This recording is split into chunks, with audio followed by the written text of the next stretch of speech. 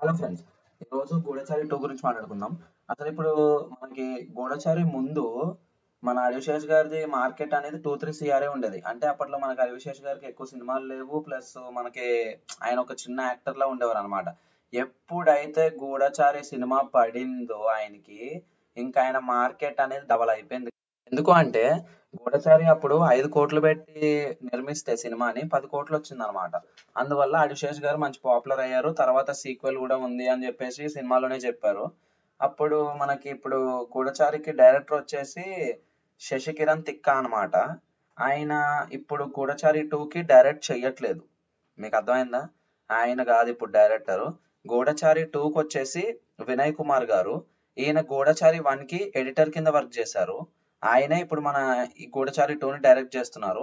And గూఢచారి 2 వచ్చేసి screen play వచ్చేసి మన హీరో గారే చేస్తున్నారు, అభిషేష్ గారే చేస్తున్నారు స్క్రీన్ ప్లే వచ్చేసి. అండ్ ఇంకొకటి ఏంటంటే ప్రొడ్యూసర్స్ వచ్చేసి ఈ సినిమాని ముగ్గురు నిర్మిస్తున్నారు. People's Media Factory, Abhishek Agarwal Arts, AK Entertainment. వీళ్ళ ముగ్గురు కలిసి ఈ సినిమాని ప్రొడ్యూస్ చేస్తున్నారు.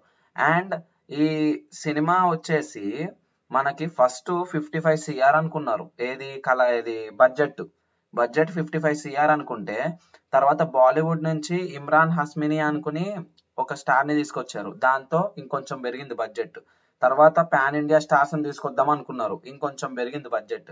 అలాగా ఫైనల్ గా సినిమా అంతా అనుకుని ఇంకా ఎవరెవరు యాక్టర్స్, క్రూ మెంబర్స్, ఇంకా ఇది అదే ఇంకా ఉంటది కదా తతంగం, ఎవరెవరిని రిక్రూట్ చేసుకోవాలి అదంతా చేసుకుని స్క్రిప్ట్ అదంతా చూసుకున్న తర్వాత బడ్జెట్ ఫైనలైజ్ చేస్తే 100 కోట్లు అయింది బడ్జెట్. పాన్ ఇండియా సినిమా కింద తీస్తున్నారు దీన్ని. అండ్ పాన్ ఇండియా స్టార్స్ కూడా ఉన్నారు ఇందులో. మొత్తం 100 కోట్లు బడ్జెట్ సినిమాకి. అండ్ ఈ సినిమా హిట్ అవ్వాలని కోరుకుందాం. And hope for the best. And please like, share and subscribe. Thank you.